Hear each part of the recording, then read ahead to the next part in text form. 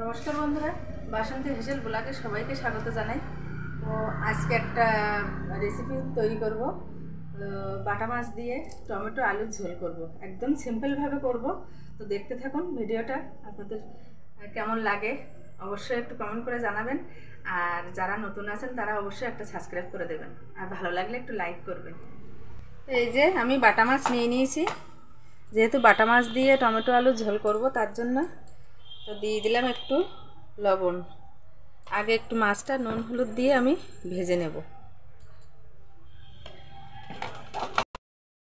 কড়াইটা গরম হয়ে গেছে, দিয়ে দেব তেল।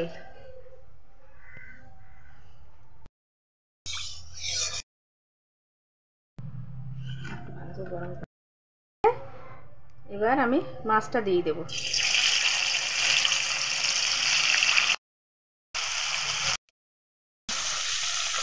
মাছটা একটু উল্টে দেব।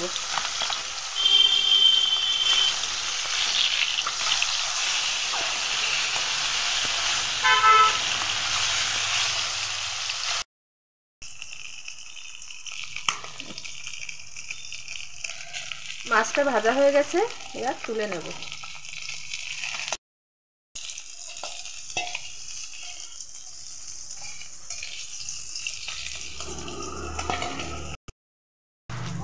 মাছ ভাজার তেলে আর একটু তেল দিয়ে দেব, দিয়ে একটু জিরে দেব। জিরে,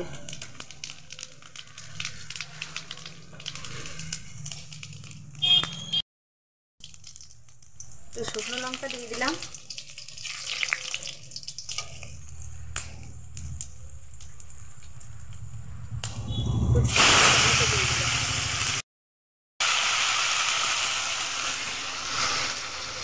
একটু কাঁচা লঙ্কা দিয়ে দেবো।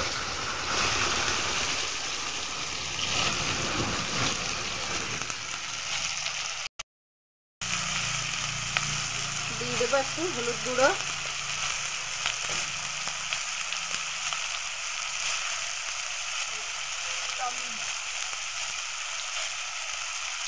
একটু লঙ্কা গুঁড়ো দিয়ে দেবো, আর দেবো 1 চামচ জিরের গুঁড়ো, 1 চামচ নুন। মশলাটা কষিয়ে নেব।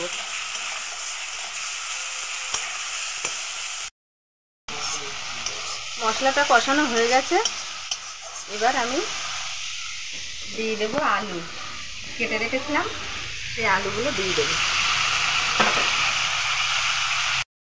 আলুটা ভালো করে ভেজে নেব। ঢাকনা দিয়ে দেবো। এবার ঢাকনাটা তুলে দেখব। কষানো হয়ে গেছে, এবার জল ঢেলে দেব।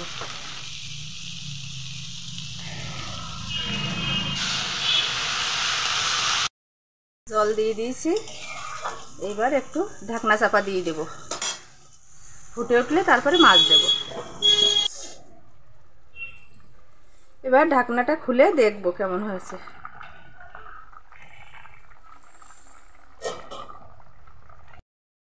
এবার আলুগুলোও সেদ্ধ হয়ে গেছে, নতুন আলু তো।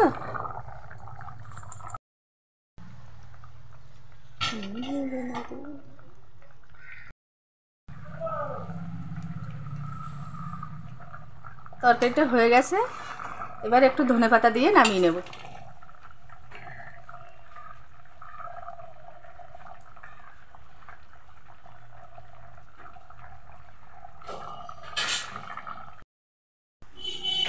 তরকারিটা হয়ে গেছে, এবার বন্ধ করে দেবো, দিয়ে নামাবো। খাওয়ার পালা এবার। একটু ঝোল ঝোল রেখেছি, আলু টমেটো বাটা মাছ।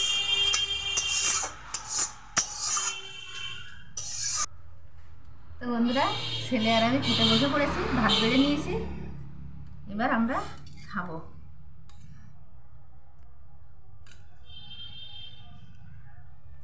ও ভালো লাগছে তো দেখতে। হ্যাঁ, দেখতে ভালো লাগছে। খেয়ে দেখো আগে কেমন হয়েছে।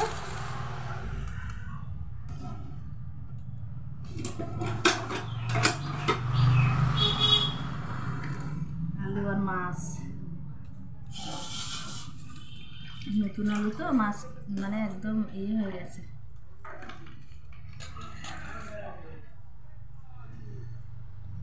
খেতে বসো।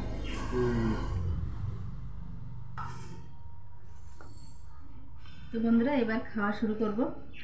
তো রেসিপিটা কেমন লাগলো অবশ্যই কমেন্ট করে জানাবেন, আর ভিডিওটা ভালো লাগলে অবশ্যই একটা লাইক করবেন। আর এতক্ষণ আমাদের সাথে থাকার জন্য অসংখ্য অসংখ্য ধন্যবাদ। সবাই ভালো থাকবেন, সুস্থ থাকবেন। দেখা হচ্ছে আগামী পর্বে।